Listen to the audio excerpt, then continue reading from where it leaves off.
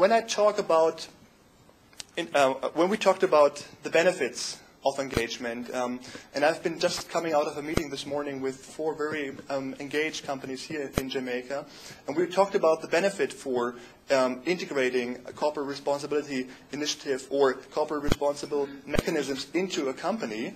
I've heard already a great set of examples of those 4 Jamaican companies here, and for them, but increasingly also for another set of companies here in Jamaica, but also worldwide, of course, there are clear benefits, and not only to the stakeholders that they are serving, but to the company itself.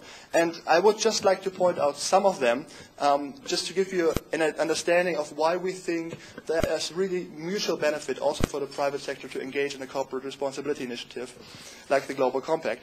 So just one point is clear. Many companies that engage in the Global Compact have found out that by engaging in a CSR initiative, the employees of the company oftentimes get very engaged on these topics. The Global Compact has been used within companies oftentimes to convene dialogue fora and to try to figure out what it actually means to be a corporate citizen. That means you are seeing your employees as a valuable, asset of your company, and you are actually in a very, oftentimes very intense discussion of what it means to be a responsible business. And that has led to tremendous learning experiences of many of the companies which are part of the Global Compact. But of course, it also goes a step further, and we have seen a lot of multinational companies engaged in the Global Compact, which have conducted learning exercises with their suppliers, oftentimes small and medium-sized enterprises, in order to figure out what the needs are. And I can give you a variety of examples, maybe in the discussion afterwards, of how companies are engaging their suppliers in a very meaningful way, also around the Global Compact principles.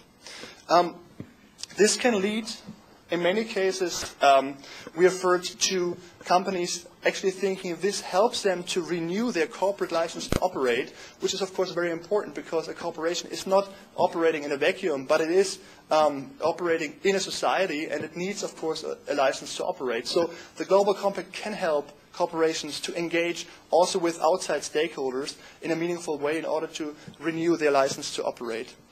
Oftentimes, the Global Compact is also seen by integrating these 4 issue areas, human rights, environment, workplace issues, and anti-corruption, as a meaningful way of risk management.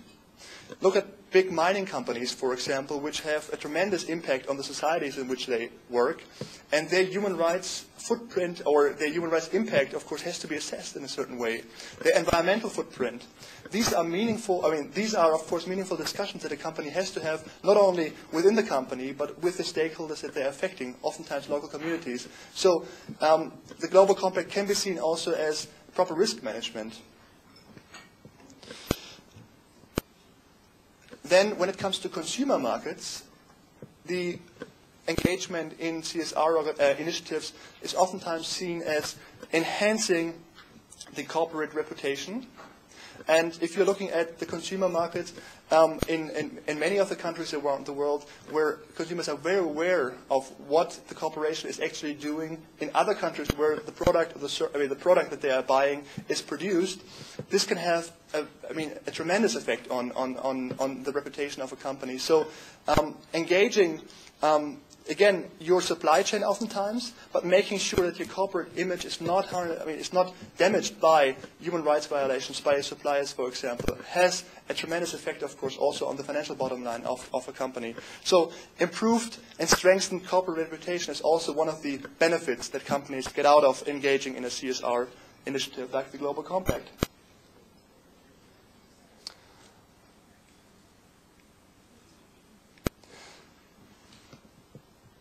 We've been talking about philanthropy today, and it's certainly one way of looking at corporate responsibility, and it's a very important aspect, of course.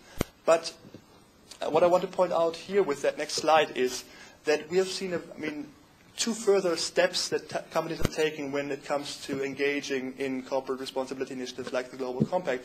And you see here at the bottom that corporate responsibility oftentimes at the beginning for a company means to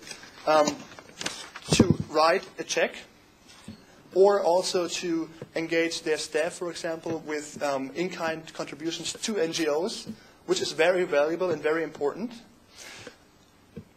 However, going beyond mere philanthropy, corporate responsibility means that you want to integrate these standards, those principles, really into your core business.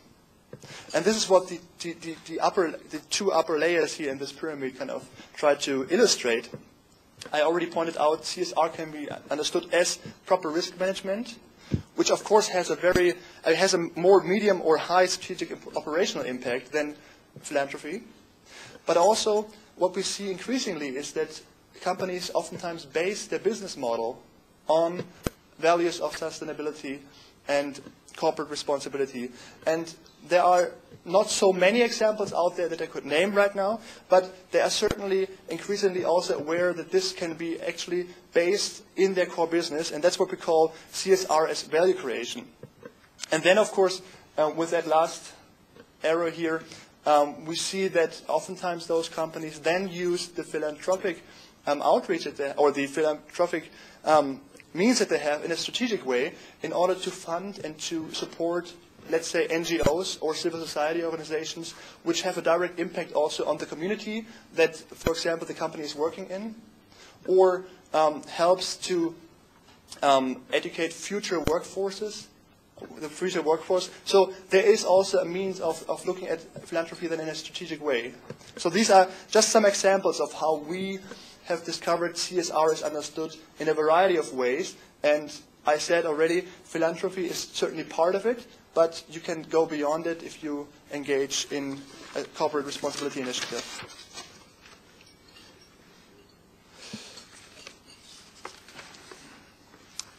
Okay, in closing, I wanted to show you the world of how we look at it at the moment from our office in New York. This is just a world map where we have pointed out where country networks of the Global Compact have been established over the last 8 years.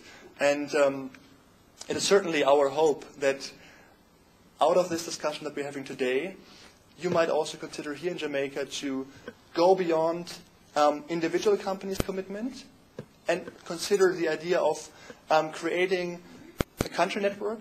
And from the Global Compact side, we would be very happy to engage in that discussion with all partners which are in this room, but of course also other partners here in Jamaica. And I mean, we hope that UNDP will be a strong partner, of course also the other UN agencies, in helping us to bring together these very important actors in the Jamaican society, and so that we can pretty soon also put a little dot here where Jamaica is, and make that also a colorful little dot here in the Caribbean. Thank you very much.